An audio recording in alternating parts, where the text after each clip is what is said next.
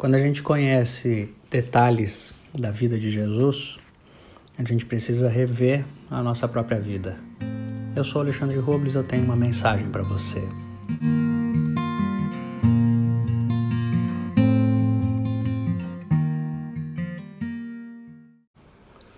Jesus Cristo faz parte de um povo que na antiguidade viveu de modo escravizado por muitas vezes.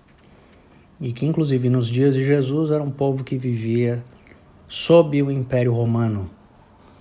Não tinha liberdade, vivia a opressão do Império e não tinha a sua própria terra, a sua própria nação com autonomia. Jesus nasce nesse contexto. Ele é filho de judeus, filho de israelenses. Um povo que durante muitas vezes, em muitos séculos, viveu subjugado, escravizado, oprimido, espoliado, arrancado da sua própria terra. Isso faz parte da história de Jesus, da vida de Jesus. Quando Deus resolveu visitar a terra, ele veio nesse contexto.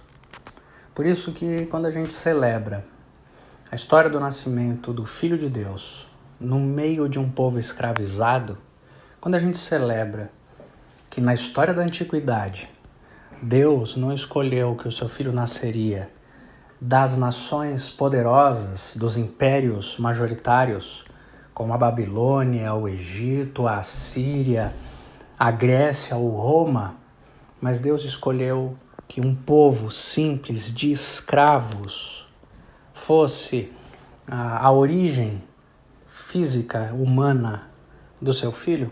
Quando a gente vê isso e quando a gente entende que a história da Bíblia toda é contada por um povo que foi escravizado, que foi tratado com desprezo, foi tratado de formas cruéis, a gente precisa sempre avaliar a nossa responsabilidade histórica, o nosso olhar sobre as pessoas que até hoje vivem em situação de escravidão, em situação de racismo, em situação de rejeição, de agressão, de opressão, de cerceamento da liberdade.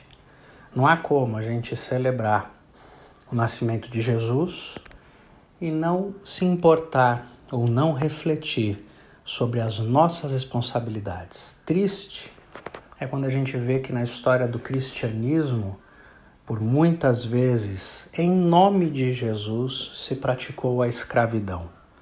A nossa origem, o nosso sangue, a nossa história como país é uma história marcada por escravidão, feita em nome de Deus.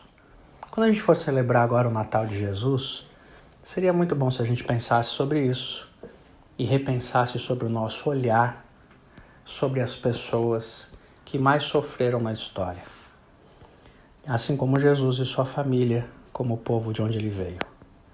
Que Deus nos abençoe e que o Natal de Jesus tenha mais significado para cada um de nós. Paz e bem.